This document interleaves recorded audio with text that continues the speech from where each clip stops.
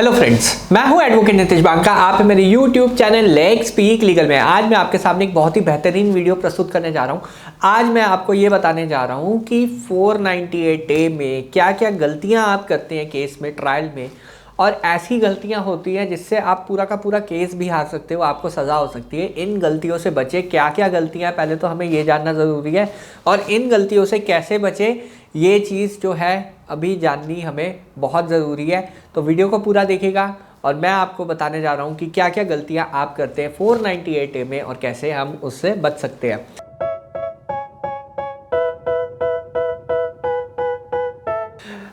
देखिए, पहली चीज़ ये होती है, जब भी 498A का केस होता है आपके ऊपर होती है वुमेन सेल में कंप्लेंट। वुमेन सेल में वाइफ जाती है सीधा जी वहाँ पे, क्या कहते हैं, पुलिस स्टेशन, और वहाँ पे वुमेन सेल में कंप्लेंट करती है CAW सेल में। उसके बाद जब FIR हो जाती है तब देखिए, हम ये एडवाइस नहीं करते कि आप जैसे ही FIR हो आप इमीडिएटली एंटीसिपेटरी बेल के लिए चले जाएं।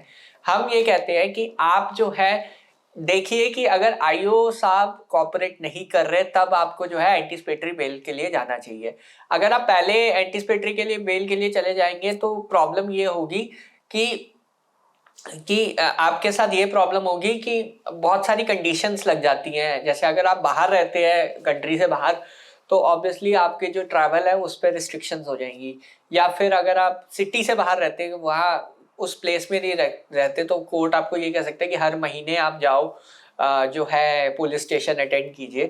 तो यहाँ पे आपको जो है फायदे की जगह नुकसान ज्यादा हो जाएगा। तो हर केस में जो है इमीडिएटली आप FIR होते ही आप एंटीसिपेटरी बेल के लिए अप्लाई मत कीजिए, सिचुएशन देख के अप्लाई कीजिए। तो ये पहली गलती करते हैं आप कि इमीडिएटली FIR के बाद होने के बाद एंटीसिपेटरी बेल आप अप्लाई कर देते हो। ये चीज मत कीजिए, असेस कीजिए सिचुएशन की क्या है और उस हिसाब से जो है अपना स्टेप लीजिए कि जरूरी है तभी बेल लीजिए, नहीं तो मत लीजिए।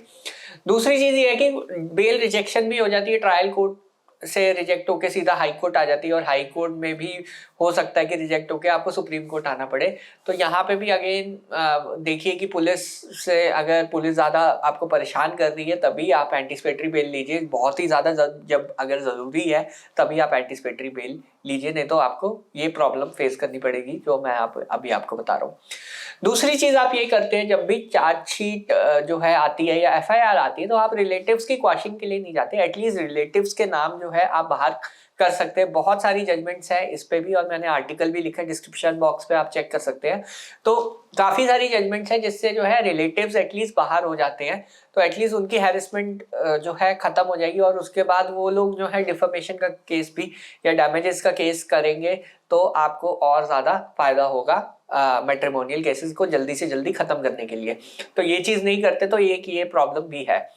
फिर आप जो है डिस्चार्ज पे कभी आर्ग्यू नहीं करते। हमेशा जब भी चार्जशीट फाइल होती है तो डिस्चार्ज पे आपको आर्ग्यू करना है, चार्जेस फ्रेमिंग पे आपको आर्ग्यू करना है। अगर आप नहीं कर रहे आर्ग्यू तो यहाँ पे भी एक आप बहुत बड़ी गलती करते हैं, क्योंकि क्या होता है कि जब भी FIR फाइल होती है तो डिस्चार्ज पे आप जरूर आर्ग्यू कीजिए, कुछ सेक्शंस कम कराने की कोशिश कीजिए। 406, 354 या 376 भी लगा हुआ, तब भी आप जो है ये डिस्चार्ज पे जब आर्ग्यू करेंगे तो हो सकता है कि मैजिस्ट्रेट ही डिस्चार्ज कर ले। क्वाशिंग के लिए नहीं गए तो डिस्चार्ज के लिए तो आपको आर्ग्यू करना ही पड़ेगा।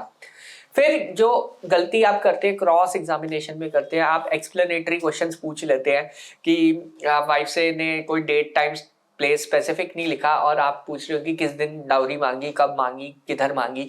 ये सब क्वेश्चंस आपको नहीं पूछने, क्योंकि ये एक्सप्लेनेटरी क्वेश्चंस है।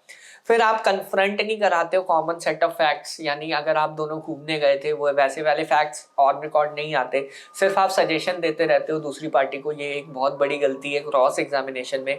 तो यहाँ पे जो है विटनेस की क्रेडिबिलिटी पे हिट करना है। कोर्ट को ये लगना चाहिए कि बिल्कुल झूठ बोल रही है। ऐसे में क्या होगा, कोर्ट जो है, अगर आप ये चीज क्वेश्चंस थोड़े अच्छे पूछेंगे तो कोर्ट को भी लगेगा कि ये जो FIR है ये झूठी है, और जल्दी से जल्दी डेट देके इस केस को फाइनलाइज कोर्ट कर देगा।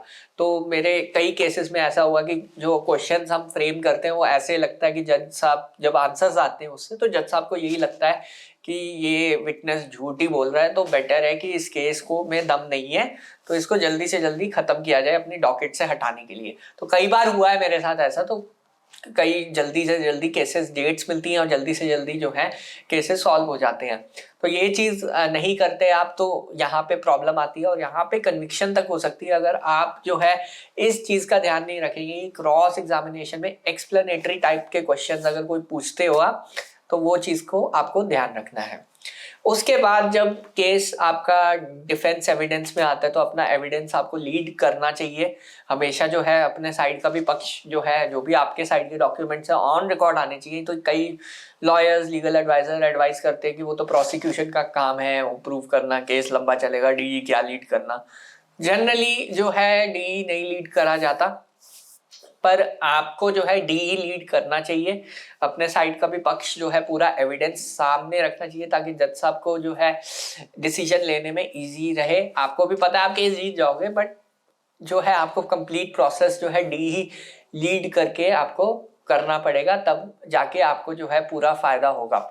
उसके बाद आते हैं अब रिटर्न आर्ग्यूमेंट। रिटर्न सबमिशन में सबसे पहली चीज है कि आप जो है रिटर्न सबमिशंस जो है हमेशा कॉन्ट्रडिक्शंस जो है ऑन रिकॉर्ड लाइए। क्रॉस एग्जामिनेशन में एक और पॉइंट इधर मैं बता रहा हूँ कि क्रॉस एग्जामिनेशन में आपको 161 की स्टेटमेंट भी कन्फ्रंट करानी है, तभी जाके जो है वो कॉन्ट्रडिक्शन ऑन रिकॉर्ड आएगी और उसे आप फाइनल आर्ग्यूमेंट में रेज कर सकते हैं। 161 की जितनी भी कॉन्ट्रडिक्शंस आ रही हैं आप 161 के बयान जो हैं फाइनल आर्ग्यूमेंट में ले सकते हैं। जजमेंट्स आप रेफर कर सकते हैं और जो भी कॉमन सेट ऑफ फैक्ट्स के क्वेश्चंस आपने पूछे थे वो सब चीज़ें ऑन रिकॉर्ड आएगी कि जनाब जब ये बंदा, ये जो हस्बैंड है, ये पूरा जो है फाइनेंशियली ठीक नहीं था फिर भी ये अपनी बीवी को घुमा रहा है, फिरा रहा है, तो ऐसे व्यतीत होता है कि डाउरी के लिए वो तो हैरेसमेंट कर ही नहीं सकता ये, क्योंकि आपको जो है प्रोबेबिलिटीज दिखानी है। अब एक मेरे केस में ऐसा हुआ था कि हस्बैंड जो है फाइनेंशियली वीक था। हमने वाइफ से सीधा क्वेश्चन पूछा था कि आप ये बताइए कि आपका हस्बैंड जो है फाइनेंशियली वीक था। उसने कहा हाँ जी वीक था, बिल्कुल वीक था। वो उस घर में पैसे बहुत की कमी रहती थी, उससे झगड़े भी होते थे, माहौल ख़राब होता था, सब कुछ होता था।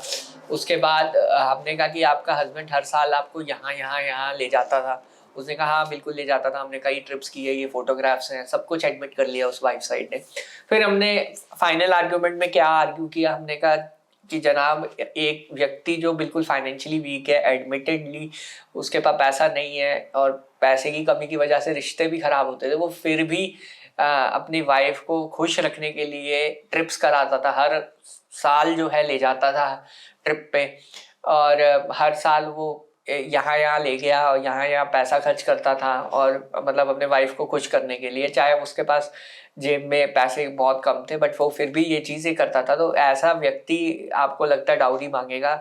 तो यहाँ पे जो है बिल्कुल जो है केस का जो कंडक्ट है, आप कंडक्ट दिखा रहे हो, एक्यूज्ड का कंडक्ट, हस्बैंड का कंडक्ट, वो बिल्कुल केयरिंग है वाइफ की तरफ। वो उसके मेडिकल के घर से उठा रहा है, वो उसका जो भी उसके एजुकेशन है वो स्पॉन्सर कर रहा है।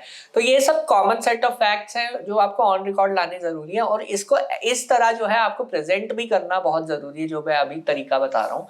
और इसके साथ साथ जो है आप रिटर्न सबमिशंस अपनी ज़रूर सबमिट कीजिए। अगर आप रिटर्न सबमिशन सबमिट करते हैं तो आपकी क्रेडिबिलिटी बढ़ जाती है। तो यहाँ पे मैं आपको यही बता रहा हूँ कि ये सब चीज़ें आप करने के बाद ही आपका जो पूरा 498 है आपके फेवर में आएगा। नहीं तो अगर आप कोई भी स्टेप इसमें से मिस कर देंगे, हो सकता है कि वो केस आपके अगेंस्ट चला जाए। तो यहाँ पे आपको हर एक स्टेप का जो है मैंने आपको पूरा वो डाइसेक्शन कहते हैं हम, मैंने आपको बता दिया है। तो आप अपना जो है केस लड़िए, अच्छी तरह कॉन्फिडेंस से लड़िए। गलतियां मैंने बता दी हैं, अपनी गलतियों से सीखिए, अगर ऐसी गलतियां कर रहे हैं तो मत कीजिए। तो यहाँ पे मैंने आपको पूरा ये चीज़ समझा दी है। बहरहाल वीडियो देखने के लिए बहुत बहुत धन्यवाद। और मैंने कुछ आर्टिकल मटेरियल लिखा हुआ है, डिस्क्रिप्शन बॉक्स में जाके आप अपना चेक कर सकते हैं। लेटेस्ट जजमेंट है 498, कैसे जल्दी से जल्दी बाहर निकले 498, बहुत सारा मटीरियल आपके लिए मैंने जो है डिस्क्रिप्शन बॉक्स में आप अपने हिसाब से आर्टिकल पढ़ सकते हैं, ज़रूर चेक कीजिएगा। बहरहाल वीडियो देखने के लिए बहुत बहुत धन्यवाद। Thank you very much.